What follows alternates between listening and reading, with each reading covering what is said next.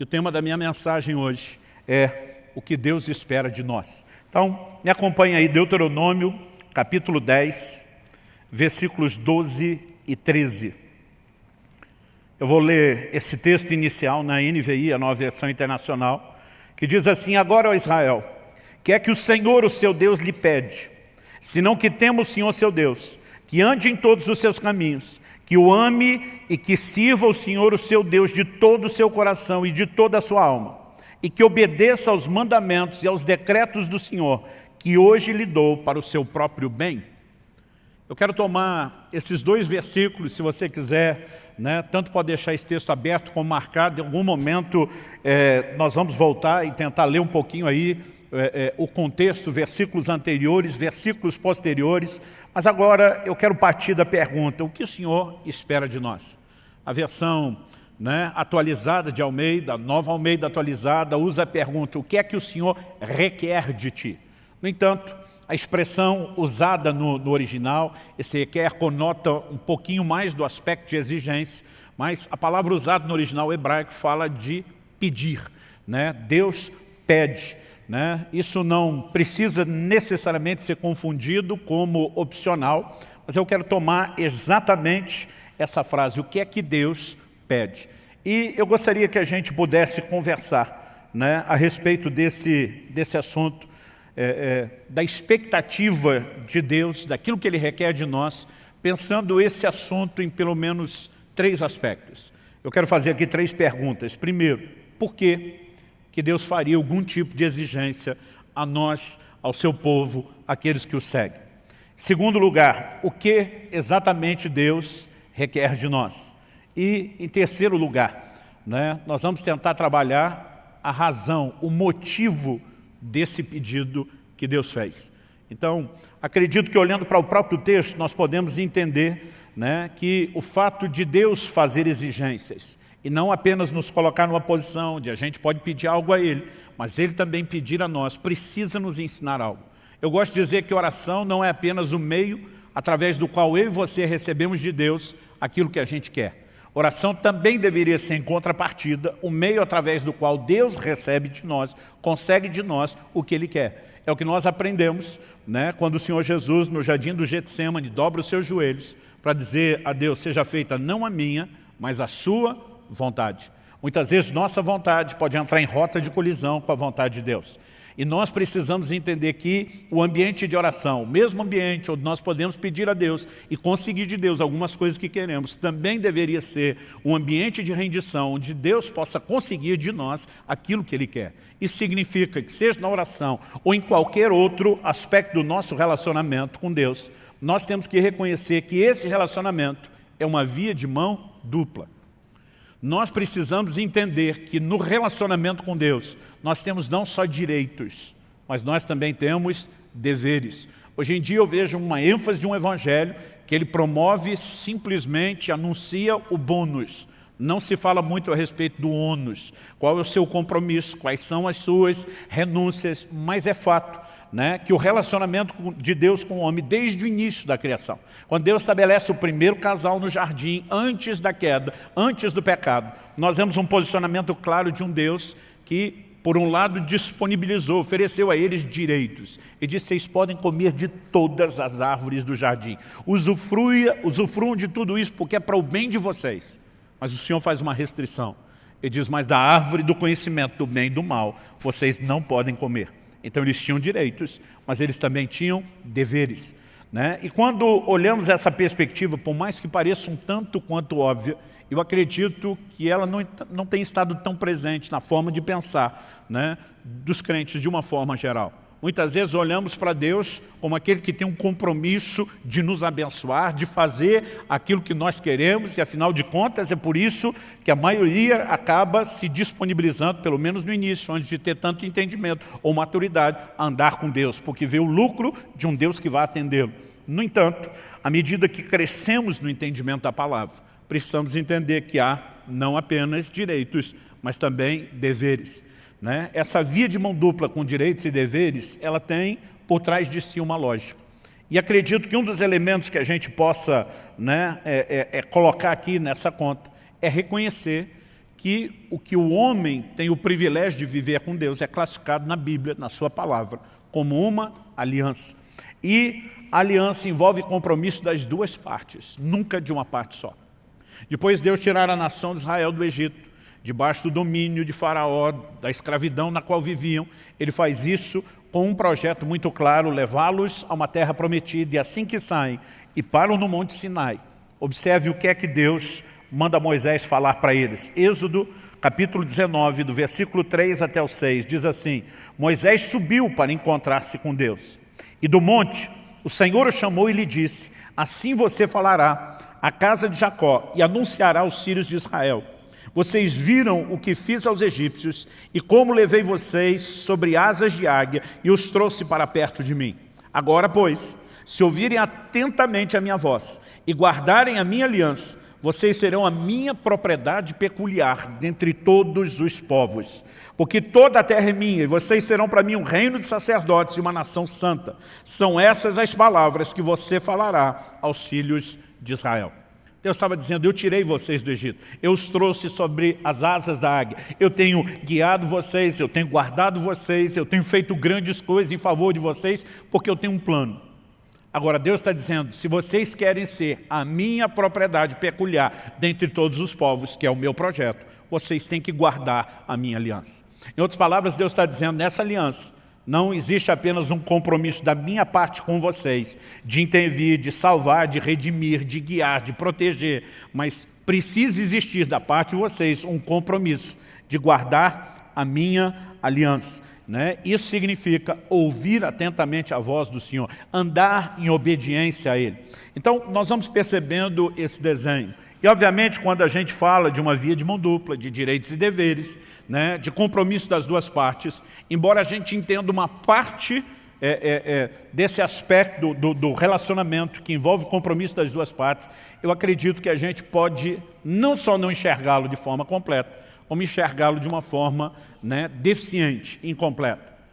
Nós precisamos entender que nesse relacionamento, Deus tem o direito de pedir e de exigir algo, não só porque além de direitos tem deveres, não só porque além de bônus tem ônus, não só porque a aliança requer o compromisso das duas partes, mas aquilo que deveria ser entendido como óbvio, nessa relação, Deus é o Senhor e nós somos seus servos. Embora haja compromisso das duas partes, não significa que nós estamos na mesma posição, naquele lugar de direitos iguais. Ele é Senhor. E senhorio implica no quê? Basicamente, em obediência, em submissão, em rendição. É por isso que em Lucas, no capítulo 6, no versículo 46, o Senhor Jesus diz: por que é que vocês me chamam Senhor, Senhor, e não fazem aquilo que eu mando? Ele está dizendo: é incoerente me chamar de Senhor. A palavra Senhor, a gente tem repetido isso aqui, era usada por um escravo quando ele se dirigia ao seu amo. A palavra Senhor significa dono, possuidor. Aquele escravo não tinha vontade própria, ele vivia para fazer a vontade do seu Senhor. Agora Jesus está dizendo: como é que vocês me chamam de Senhor, mas em vez de fazer a minha vontade, em vez de fazer o que eu mando, vocês decidem andar na sua própria vontade, fazendo apenas aquilo que vocês querem. Então, quando nós começamos a pensar esse desenho, acredito que isso nos ajuda a entender melhor o que é o relacionamento com Deus. Não estamos atrás de uma única intervenção de Deus ou outra, não estamos apenas atrás do favor do Senhor e do que Ele pode fazer de nós. Nós queremos o relacionamento, o pacote completo. Nós queremos interagir com Ele exatamente da forma como Ele espera de nós. Você pode dizer amém? Então, precisamos entender, pressupõe-se que Ele tem todo o direito de externar esse tipo de expectativa em relação a cada um de nós. A segunda coisa que eu gostaria que a gente pudesse pensar, de acordo com esse texto, é o que exatamente, especificamente, o que Deus requer de nós. Então, nessa pergunta que Deus, através de Moisés, faz à nação de Israel, e agora, ó Israel, o que é que o Senhor, seu Deus, lhe pede? Senão que tema o Senhor. Em primeiro lugar, ele destaca aqui temer a Deus. Você pode repetir isso comigo? Diga: temer a Deus. Mais uma vez, com gosto e vontade. Vamos tentar, planeja, junta força aí dentro de você, e diz comigo: temer a Deus. Ótimo. A segunda coisa, ele diz assim: que ande em todos os seus caminhos. Segundo lugar, diga comigo: andar em seus caminhos. E depois ele diz, e que ame e sirva o Senhor, seu Deus, de todo o seu coração e de toda a sua alma. Terceiro lugar, diga, amar e servir com intensidade. Então podemos repetir as três, diga, temer a Deus, andar nos seus caminhos, amar e servir com intensidade. Mas pastor, tem 4, porque o texto diz aqui que obedeça aos seus mandamentos.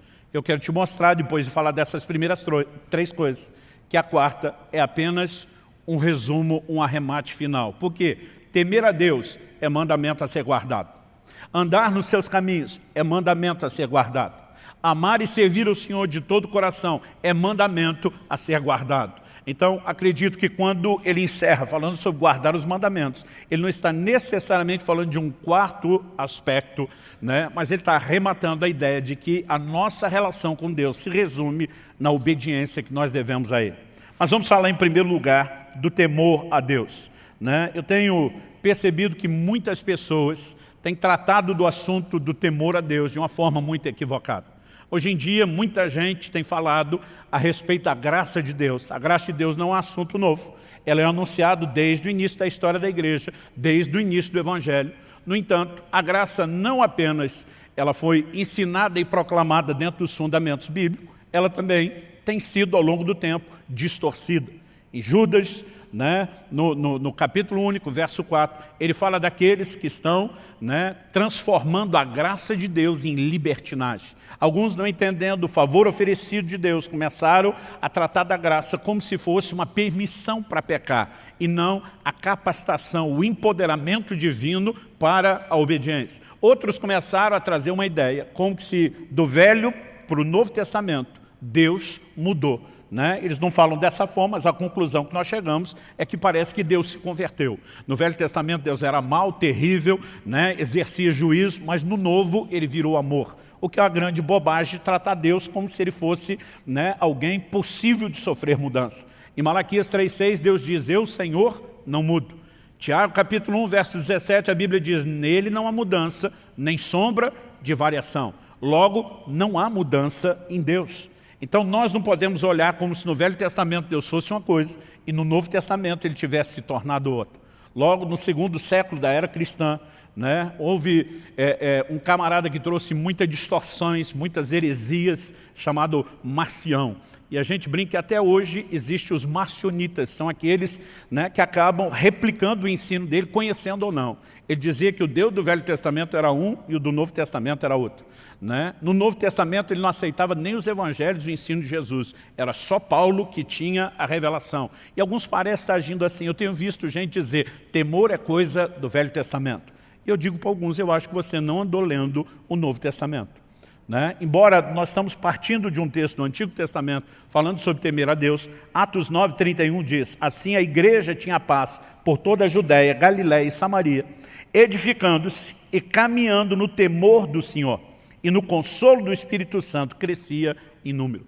No mesmo ambiente onde havia temor de Deus, havia consolo do Espírito Santo. Nós precisamos entender que não são coisas excludentes, são coisas que se complementam. Paulo escreve aos Efésios e diz que nós devemos sujeitar-nos uns aos outros no temor de Cristo. Então, o Novo Testamento fala de temor, temor estando na igreja, devendo estar na vida do cristão. Agora, essa palavra, a maior parte das vezes traduzida como temor no Novo Testamento, no original grego, ou é a palavra phobeu, ou a sua raiz, né, phobos. A gente conhece o termo fobia, que procede de lá, que significa medo. Né? A tradução dessa palavra, que muitas vezes aparece como temor, ela sugere tanto medo e receio, como também tem a conotação de respeito e reverência. Agora, eu olho para algumas pessoas e percebo que elas dão um ênfase na palavra, como se eu e você tivéssemos que viver aterrorizados em relação a Deus.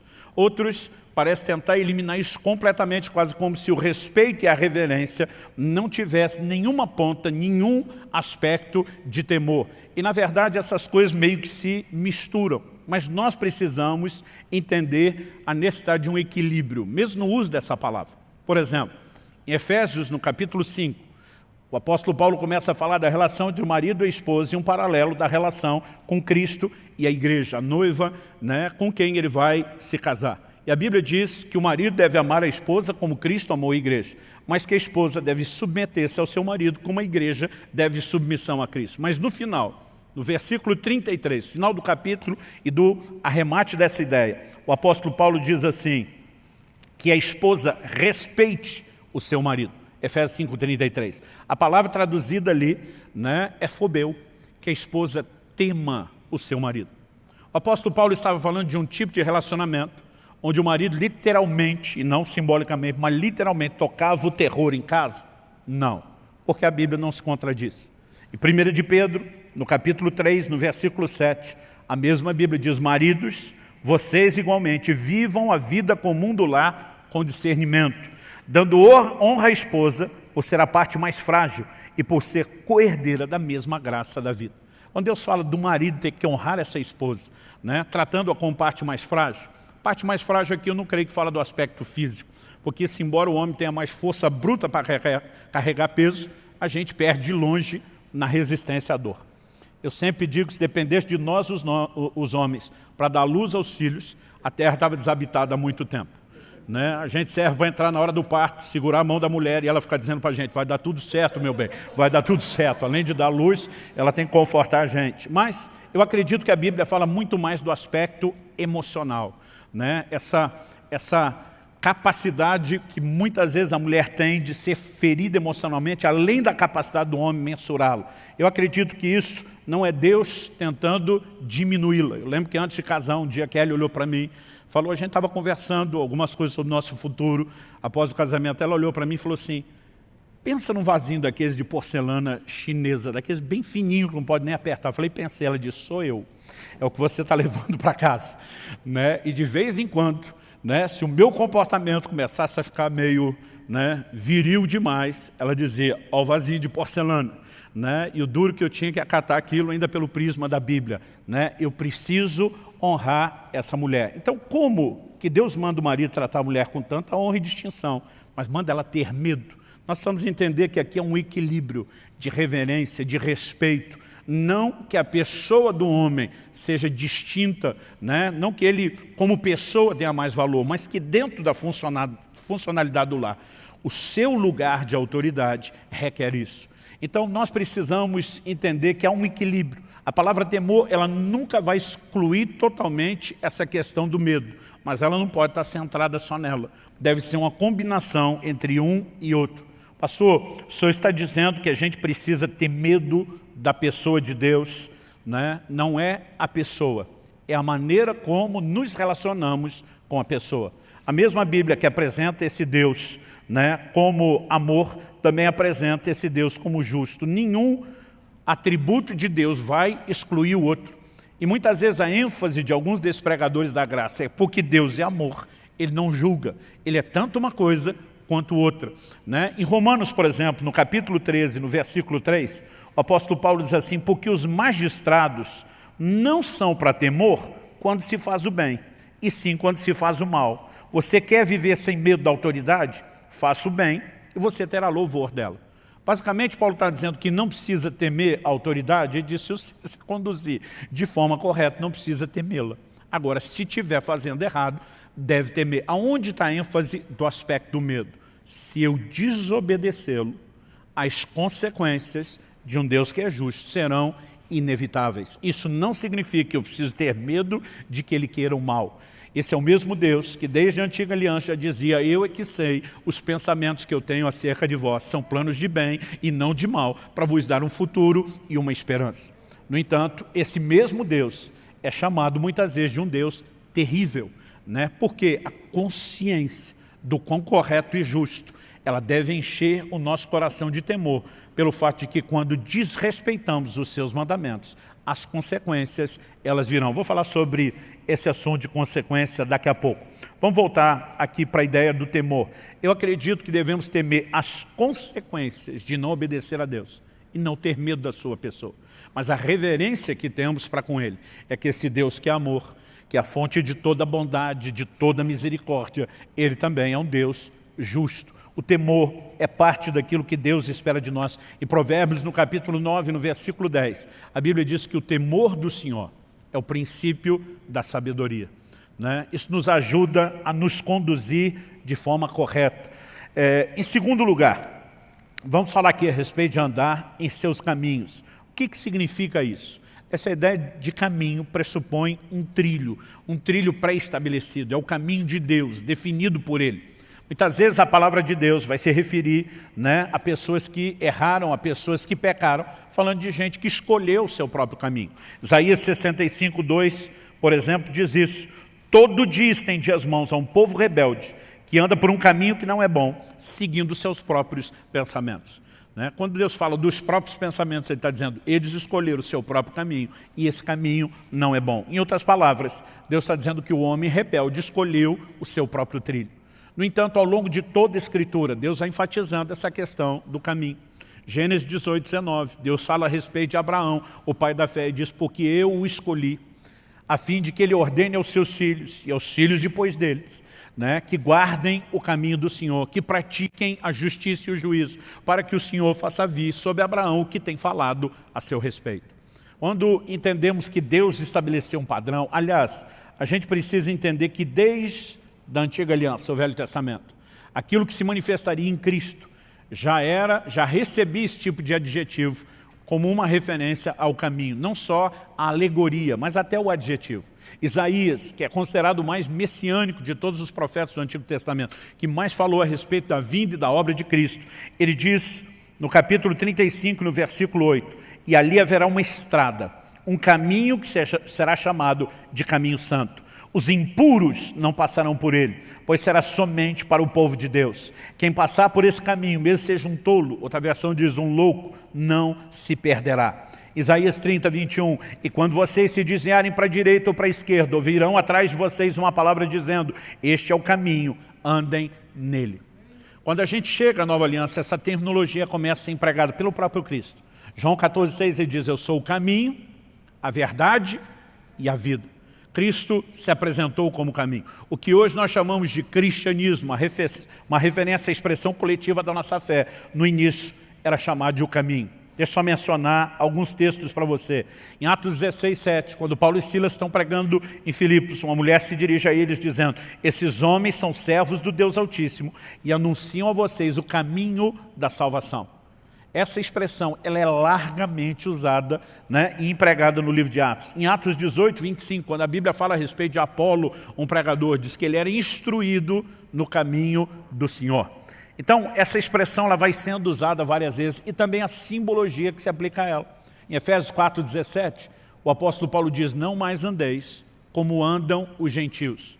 O que ele quer dizer com não andar como andam os gentios? Ele não está falando da ginga, do balanço do corpo, ele está falando do caminho que se escolhe, porque essa ideia sempre foi entendida e compreendida. Alguém que abraça o Evangelho não deve trilhar mais o seu próprio caminho, ele deve andar nos caminhos do Senhor. Quem está entendendo, diga amém.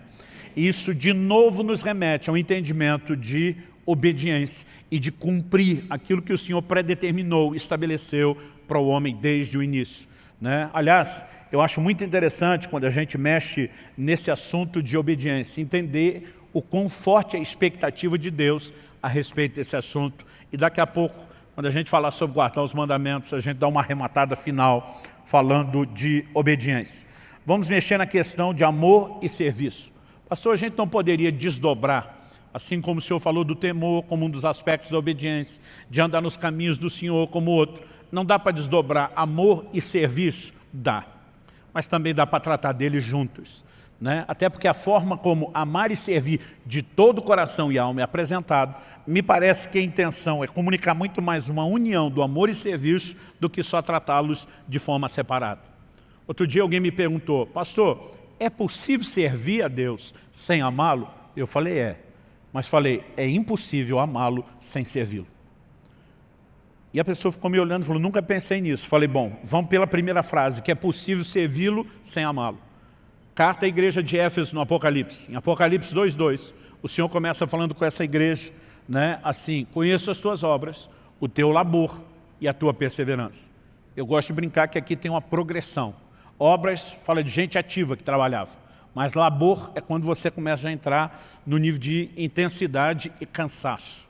Agora, perseverança É aquele modo que de vez em quando nós estamos botando pilha nos nossos pastores, nos nossos líderes, que é sangue nos olhos, faca no dente. Né? É quando você, com ou sem vontade, com ou sem inspiração, você põe tudo de você naquela disposição de serviço. Eles tinham uma alta performance. Mas nos versículos 4 e 5, nós vemos o Senhor falando: tenho, porém, contra ti, que abandonaste o teu primeiro amor. Então, a performance de serviço, de trabalho estava alta, a paixão estava lá embaixo, no chão, no chinelo.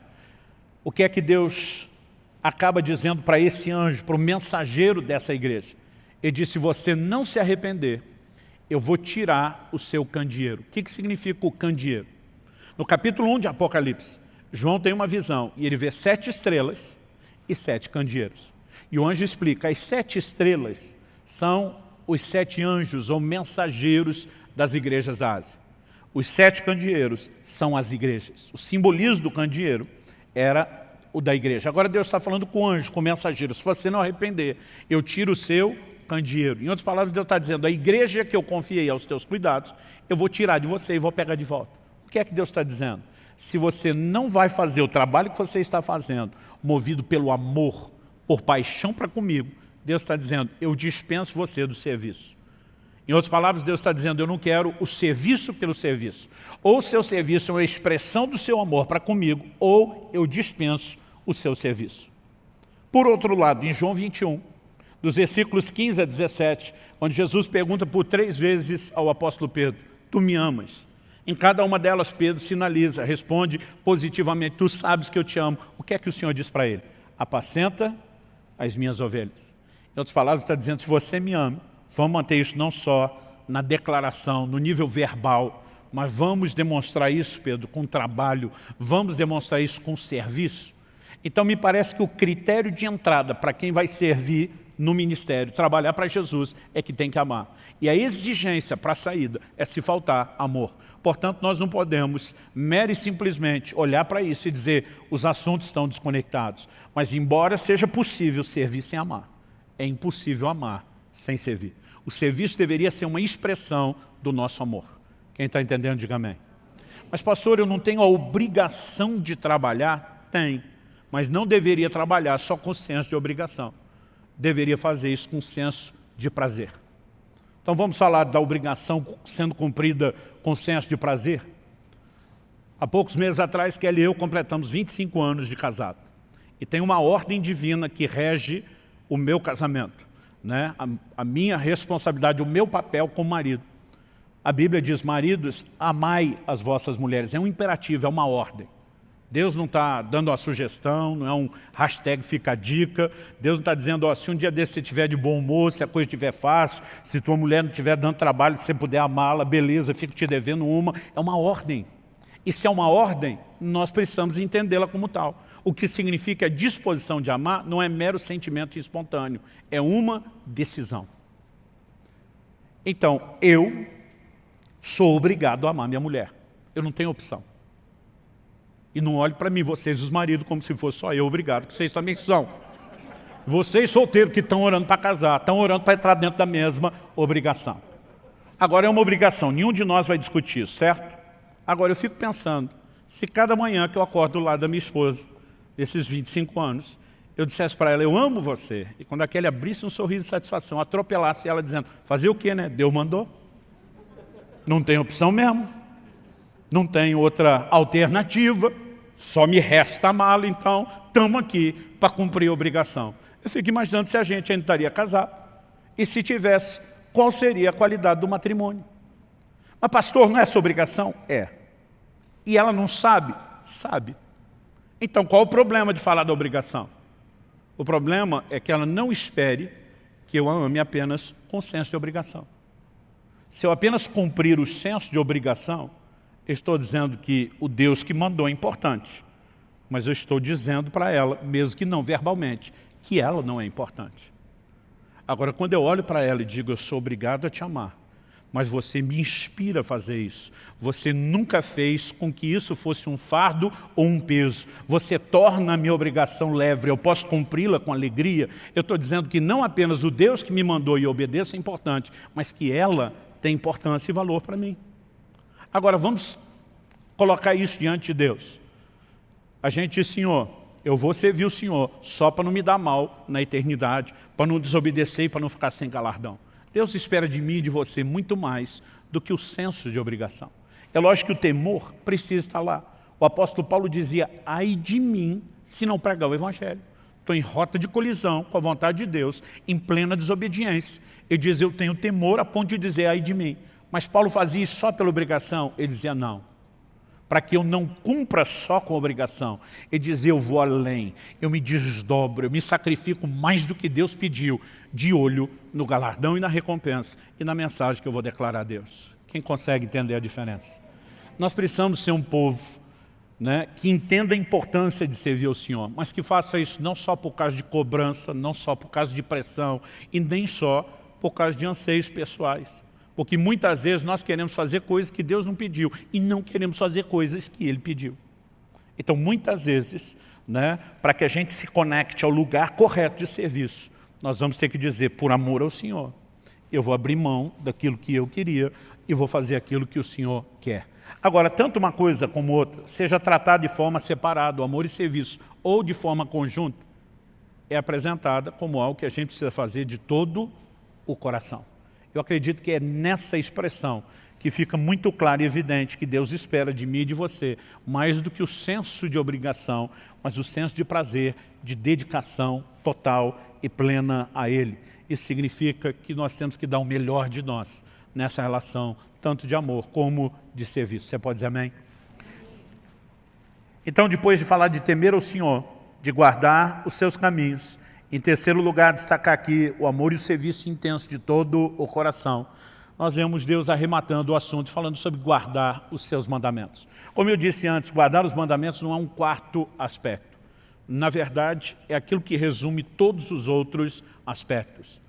Ah, pastor, o senhor esqueceu de dizer que Deus requer de nós santidade. Afinal de contas, em Efésios 1:4, a Bíblia diz que Ele nos elegeu nele, antes da fundação do mundo, para sermos santos e irrepreensíveis. Não, está dentro do pacote. Isso é andar nos seus caminhos. Ah, pastor, o senhor esqueceu falar da adoração e da devoção. Pode botar isso no pacote do amor, né? Agora, algo que nós precisamos entender é a importância da obediência. Tudo aquilo que Deus espera de nós, pediu de nós, se resume na obediência que eu e você devemos a Ele. O profeta Jeremias confronta a nação de Israel e começa a dizer, citando aquele texto de Êxodo 19, que eu já li um pouco, quando o Senhor fala sobre Israel sendo a sua propriedade peculiar, né, dentre os povos, mas para isso, tendo que guardar a sua aliança e ouvir atentamente os seus mandamentos. Jeremias começa a perguntar, o que é que Deus requeriu de vocês lá no início? E ele diz, Deus nunca pediu de vocês sacrifício. O modelo de adoração do Velho Testamento era baseado no sacrifício. E diz, o que Deus pediu de vocês foi obediência aos seus mandamentos. Isso me leva a entender que mais do que a própria adoração, Deus espera de nós obediência. Aliás, o pecado é retratado na Bíblia, em 1 de João 3,4, como a quebra da lei, a desobediência. Então, o contraponto do pecado na relação com Deus, na vida de santidade, se resume na obediência. Às vezes, nessas proclamações distorcidas da graça, eu vejo gente tentando dizer que não há necessidade de obediência na nova aliança, o que é uma grande bobagem. E a maioria deles se baseia num texto muito mal aplicado, que é Romanos 10,4, quando a Bíblia diz o fim da lei é Cristo. Todo dia falou, está aqui, não tem mais lei, acabou toda a lei. Eu falei, você tem certeza que ele está falando de toda a lei? Porque daqui a pouco, ali na frente, no capítulo 13, ele vai mandar a gente obedecer às autoridades e às leis naturais. Então, não pode ser que ele está dizendo que acabou todo tipo de lei. Hebreus, capítulo 7, versículo 12, diz que onde há mudança de sacerdócio, e a grande mudança da velha para a nova aliança, é que a velha era baseada no sacerdócio levítico, e a nova é baseada no sacerdócio de Cristo, que o autor de Hebreus diz ser segundo a ordem de Melquisedeque. A Bíblia diz onde há mudança de sacerdócio, é mudança de lei. A Bíblia não diz que é extinção, desaparecimento de lei, que a lei cessou. Quando a Bíblia diz o fim da lei é Cristo, está falando de uma lei específica que regia a velha aliança, que constituía de muitos mandamentos e ordenanças, né, que na verdade, na nova aliança, são tratados de uma forma completamente distinta. Em Colossenses 2, 16 e 17, em Hebreus 10, 1, a Bíblia enfatiza que a lei ela não tem a imagem exata das coisas, mas a sombra de bens vindouros. Eles tinham muitas ordenanças, como, por exemplo, sacrifício de animais, que eu e você não temos que fazer, essas coisas cessaram. Aliás, na verdade, Jesus ainda diz assim, eu não vim extinguir a lei, eu não vim suprimir a lei. Ele diz, eu vim cumprir. Porque a lei, além de ter um caráter temporário, tinha um caráter profético, ela apontava para Cristo. Jesus diz para os judeus nos seus dias, examinais as Escrituras, e são elas que testificam de mim, tudo converge na pessoa de Jesus, e muita dessa simbologia se cumpre no sacrifício de Cristo. Agora, isso não significa que não haja mandamentos. Jesus diz, um novo mandamento vos dou. Novo pressupõe essa mudança de lei, mas que também agora há mandamentos a serem obedecidos. Aliás, em Mateus, no capítulo 28, no que nós chamamos de a grande comissão, nos versículos 19 e 20, a Bíblia diz assim, portanto vão e façam discípulos de todas as nações, batizando-os em nome do Pai, do Filho e do Espírito Santo, ensinando-os a guardar todas as coisas que tenho ordenado a vocês. E eis que estou com vocês todos os dias, até o fim dos tempos. Ou como diz uma versão mais clássica, até a consumação dos séculos. O Senhor Jesus estava dizendo o quê? Vocês vão fazer discípulos das nações. Significa os não-judeus, os gentios. E é importante observar isso. Porque eu vejo muita gente hoje em dia, em nome de um discurso da graça, dizendo que Jesus veio para ensinar os judeus. Como se aquilo que ele ensinou não se aplicasse a nós. Como se a revelação da nova aliança partisse apenas das epístolas dadas por meio dos apóstolos. O livro de Hebreus nos fala que a salvação foi inicialmente anunciada por Nosso Senhor e continuada pelos apóstolos. Quem começou a proclamar o Evangelho foi o próprio Cristo, e eles deram continuidade. Trouxeram mais informações, claro. Jesus não tinha ainda nem morrido, o que dizer ressuscitado. Ele diz, eu tenho muito que vos dizer, mas vocês não têm estrutura para suportar. A revelação seria progressiva, mas o Evangelho não mudou. E quando Jesus diz, vão e anunciem aos gentios, ele está dizendo, não limitem aquilo que eu ensinei somente aos judeus que me ouviram. Jesus nunca veio tentar deixar o judeu da velha aliança, um judeu melhor, fazendo com que ele apenas cumprisse a lei. O tempo todo ele dizia, ouviste o que foi dito aos antigos, que era a lei de Moisés. Ele dizia, eu porém vos digo, mostrando que ele trouxe mandamentos. O Novo Testamento fala da lei de Cristo, fala dos seus mandamentos, e nós devemos a ele obediência. A obediência já foi requerida no Éden, antes de ter lei de Moisés. A obediência foi requerida durante a lei de Moisés. A obediência continua sendo requerida na nova aliança. A obediência é o cerne do nosso relacionamento com Deus. Quem está entendendo, diga amém. Então, temer a Deus envolve a decisão de ser consequente, não brincando com os seus mandamentos e nem com as consequências ruins de não obedecê-los.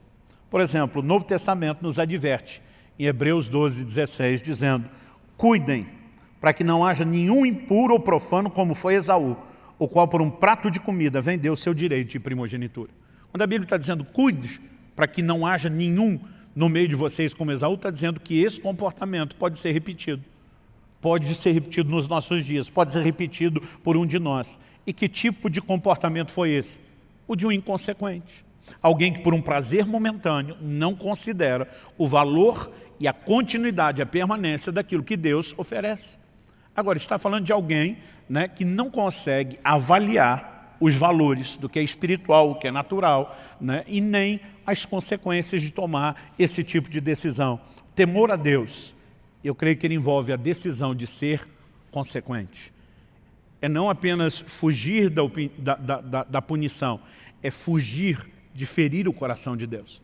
Quando a mulher de Potifar está dando em cima de José, José não diz para ela, olha, infelizmente a senhora não faz meu tipo. Ele olha para ela e diz, como cometeria eu tamanha maldade contra Deus? José estava admitindo, a coisa pode ser interessante aqui, no nível de um desejo carnal, mas seria uma violência ao coração do meu Senhor, aos seus valores, aos seus mandamentos. E José olha para ela e diz, estou fora, e despacha a dona. Então nós precisamos entender que o temor a Deus nos leva a viver nesse lugar de consequência. Andar aos caminhos aponta para essa sujeição a quem sabe o que é melhor para nós. Nós precisamos olhar para Deus dessa forma. Eu lembro quando era criança e meus pais estabeleciam determinadas proibições, a sensação que eu tinha era de o quanto eles eram injustos e queriam cortar o meu barato. Mas quando você amadurece, se cumpre aquela profecia paterna, um dia você vai me entender. Você enxerga as coisas sob outra perspectiva. Você acha que alguma vez, quando meus filhos eram crianças, eu deixava eles brincar com faca, com vidro, com qualquer coisa que pudesse machucar? Claro que não. Agora, você acha que no momento eles me entendiam e eu nem esperava que entendessem.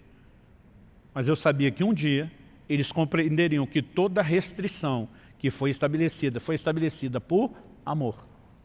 O relacionamento com Deus precisa ser baseado na fé de um Deus que está acima de qualquer suspeita. Por favor, diga amém.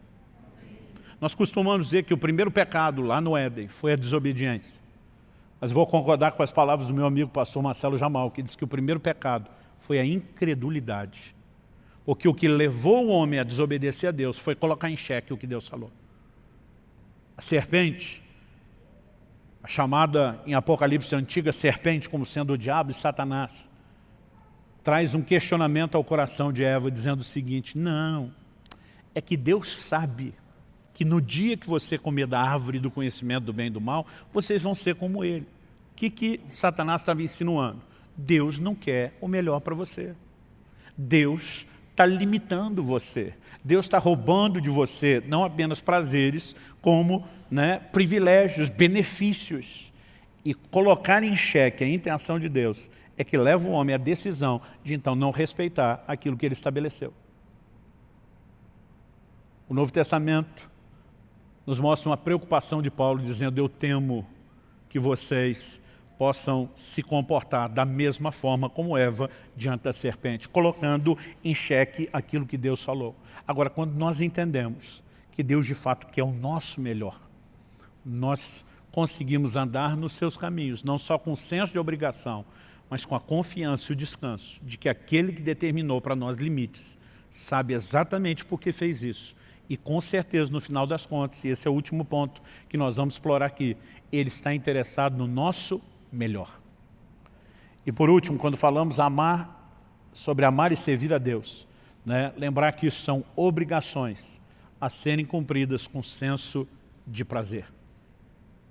Mas eu quero terminar aqui com uma última pergunta. Qual a razão desse pedido que Deus nos fez? Quando ele diz à nação de Israel: o que é que o Senhor pede de vocês? Ele diz que temam o Senhor, que andem nos seus caminhos, que o amem e o sirvam de todo o coração, guardem os seus mandamentos. Ele termina no final do verso 3 dizendo: para o seu próprio bem. Em outras palavras, ele sinaliza: isso não é algo que vai beneficiar a Deus. Deus não vai ficar melhor na fita se o povo dele estiver mais bem comportado. Deus não tem necessidade de absolutamente nada que eu e você possamos fazer ou oferecer a ele. Aliás, em Atos 17, na pregação de Paulo, lá no Areópago, em Atenas, ele faz a seguinte afirmação, versículos 24 e 25 de Atos 17. O Deus que fez o mundo e tudo o que nele existe, sendo ele Senhor do céu e da terra, não habita em santuários feitos por mãos humanas, nem é servido por mãos humanas, como se precisasse de alguma coisa. Então, ele não precisa de nada. Aliás, Paulo termina dizendo assim: pois ele mesmo é quem a todos dá a vida, a respiração e tudo mais. Basicamente, Paulo diz: Deus não precisa de você, você é que precisa dele. Sua subsistência é que depende dele, não a dele de você. Então, a única razão para Deus nos pedir isso não é porque ele tenha necessidade, não é que ele precise do meu temor, da sua disposição de andar nos seus caminhos, da nossa decisão de amá-lo e servi-lo de todo o coração. É porque ele está interessado no nosso próprio bem. E quando age dessa forma, aliás, eu tinha dito no início para vocês deixar o texto reservado lá de Deuteronômio. Se você puder voltar em Deuteronômio 10.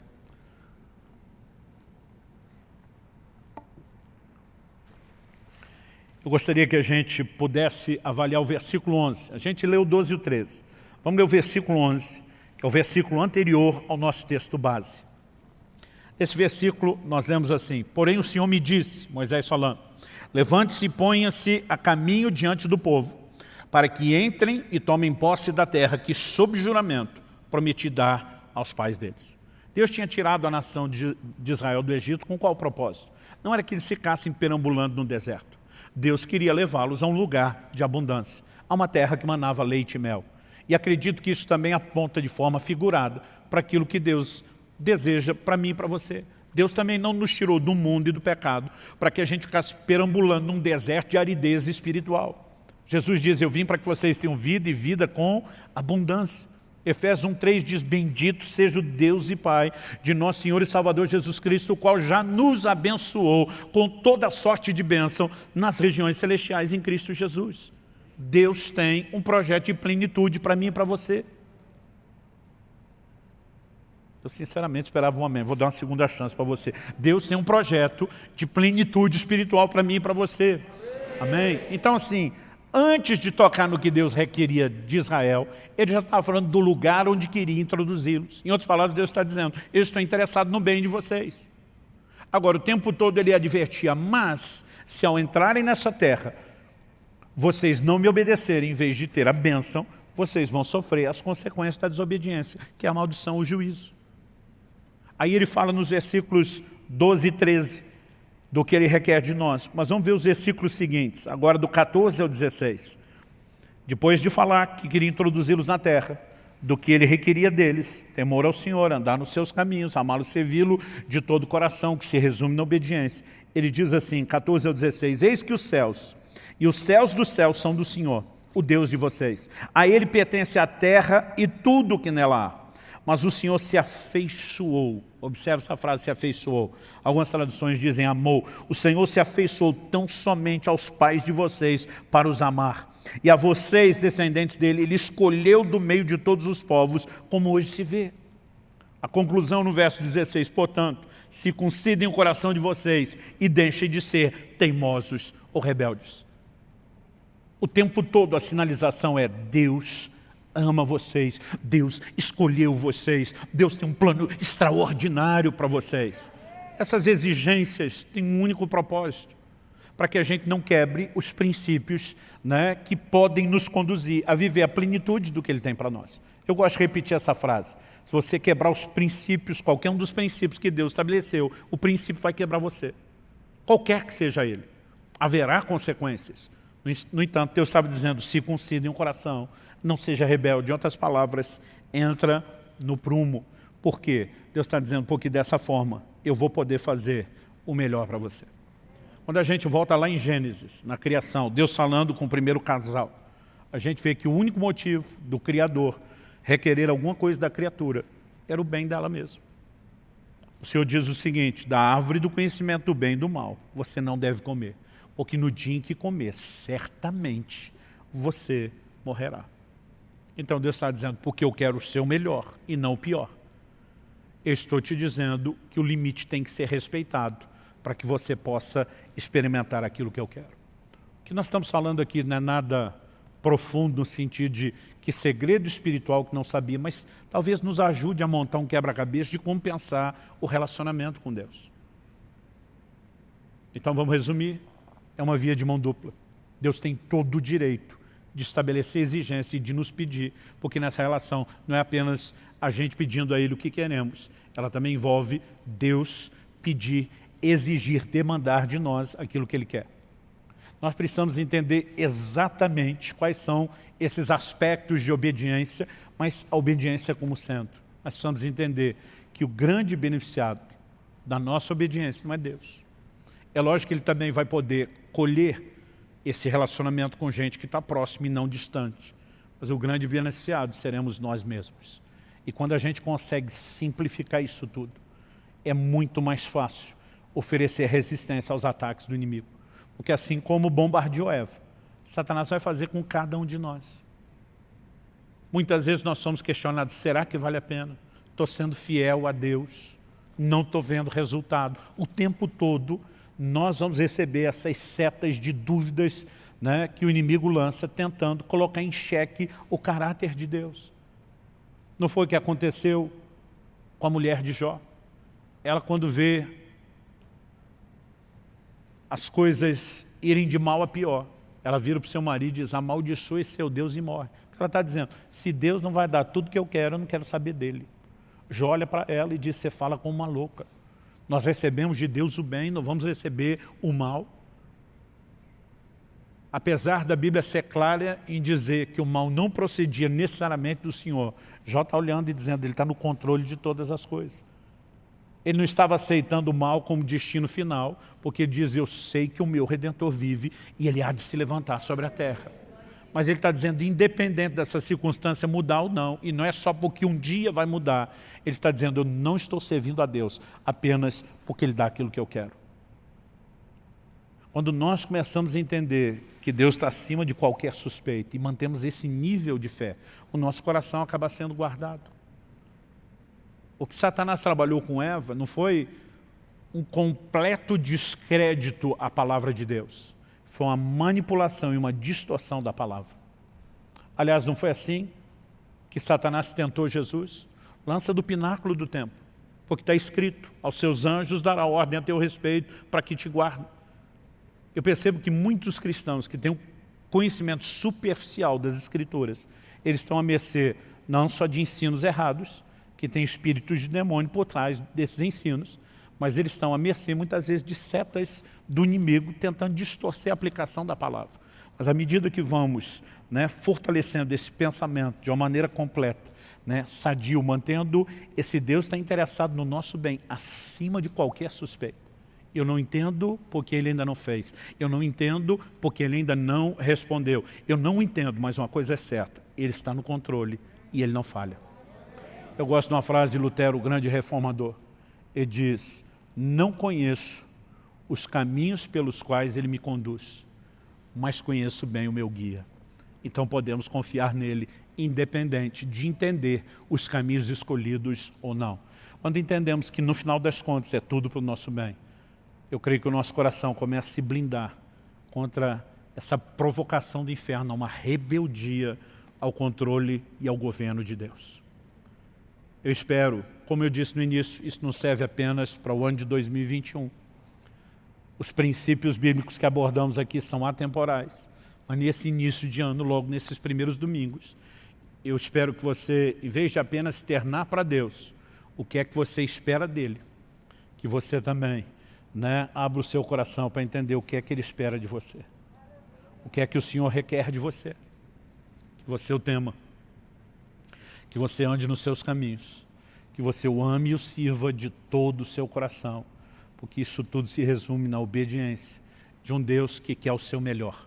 Que estabeleceu um caminho de mão dupla, não porque Ele queria tirar mais do que dar, mas queria nos ensinar que o compromisso é das duas partes, sem que nunca a gente perdesse de vista o interesse dele em nós, o seu amor. Romanos 8,32 diz, se Deus não poupou, nem mesmo ao seu próprio Filho, antes o entregou por amor de nós, como não nos dará juntamente com Ele, com Jesus que já foi dado, todas as coisas? A Bíblia fala de um Deus que está disposto a qualquer coisa.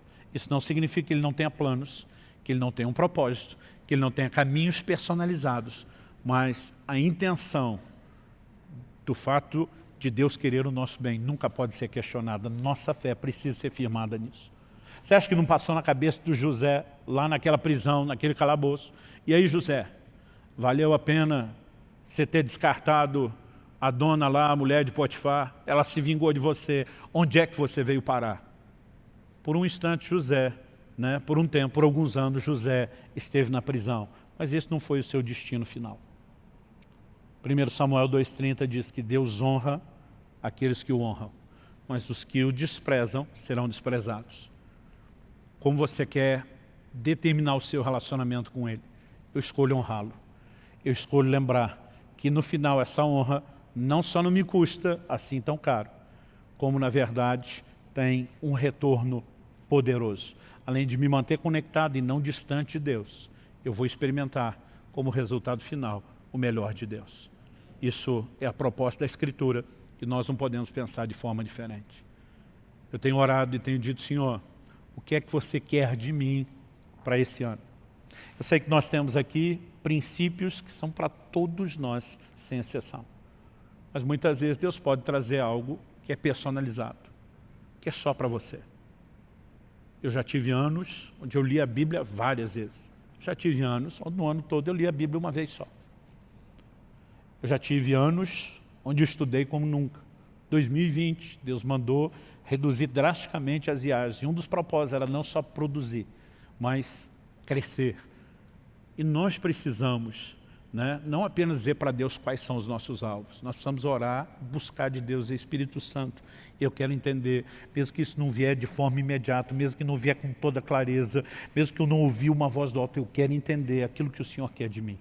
Sem contar essa disposição. Você consegue imaginar se cada um de nós, não apenas os que compõem a comunidade Alcance aqui de Curitiba, se cada um de nós no corpo de Cristo decidisse atender o que Deus espera de nós e dessemos a Ele, né, o temor do nosso coração, a disposição de andar nos seus caminhos, a decisão de amá-lo e servi-lo de todo o coração, dizendo obediência ao trilho, porque entendemos, né, que não é uma via de mão única, mas também ao mesmo tempo cheios de expectativa, de fé, num Deus que é o nosso melhor. Você consegue imaginar o que a igreja brasileira não faria nessa nação? Então a pergunta é, por que não temos feito? E eu não estou aqui para julgar você. Talvez você seja novo na fé. Talvez você esteja no início da caminhada tentando entender e processar as coisas. Talvez você diga, pastor, eu sou, como diz a turma aí, já macaco velho. No entanto, andei dando bobeira. Não vim aqui te apontar o dedo ou jogar pedra em você. Eu creio que o próprio amor desse Deus, que quer o seu melhor, te dá a oportunidade de conserto, te dá a oportunidade de arrependimento, de ajuste. E eu gostaria que nós terminássemos com um momento de oração. Aí onde você está, sentado, né? Sentado mesmo. Eu quero que você coloque diante de Deus a sua vida. Eu quero que você comece a falar com o Senhor. Eu quero que você, de fato, se pergunte. Você tem entregado a Deus o que Ele pede, o que Ele requer de você? Talvez você diga, pastor, eu acho que eu estou no time que respondo sim. A pergunta é, qual o nível? Porque muitas vezes nós estamos amando e servindo, mas não de todo o coração. Às vezes nós estamos temendo de uma forma meio parcial, relativizada.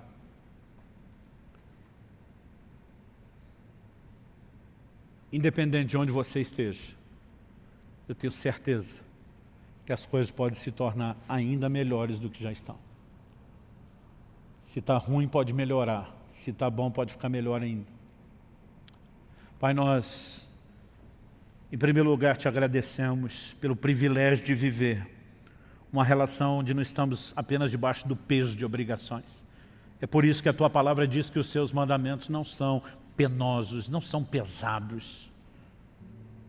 Nós oramos e suplicamos que a graça do Senhor seja derramada nesse lugar. A única forma pela qual podemos viver obediência aos Seus mandamentos, a esse alto padrão exigido na nova aliança, é por causa da capacitação, do empoderamento da graça. E nós clamamos que o Senhor derrame isso sobre nós. Nós oramos pelo sopro de vida do Teu Espírito. Nós oramos por despertamento. Nós queremos corresponder com aquilo que não é só uma expectativa do seu coração, é um requerimento, é uma exigência muito clara e específica, mas não queremos cumprir a obrigação só com senso de obrigação, queremos cumpri-la com prazer, e para isso suplicamos graça. Eu oro por cada um dos meus irmãos e irmãs, não apenas os que estão aqui nesse auditório, agora, nesse momento, nos acompanhando presencialmente, mas cada um daqueles que nos acompanha pela internet. Mesmo aqueles que terão acesso a esse recurso apenas na forma gravada, depois que nesse momento, enquanto ouvem, o Teu Espírito Santo possa tocar as suas vidas. Nós oramos pela inspiração do céu, nós oramos pelo fortalecimento do alto, nós oramos por restauração sobrenatural se manifestando na vida de cada um deles. Nós oramos, ó Deus, por um verdadeiro exército de homens e mulheres de Deus se levantando na disposição de entregar aquilo que o Senhor pede. Colocamos diante do Senhor não apenas o curso desse ano, mas o curso das nossas vidas, desejosos de viver o Teu melhor. Manifesta a Tua graça. Nós clamamos em nome de Jesus. Em nome de Jesus.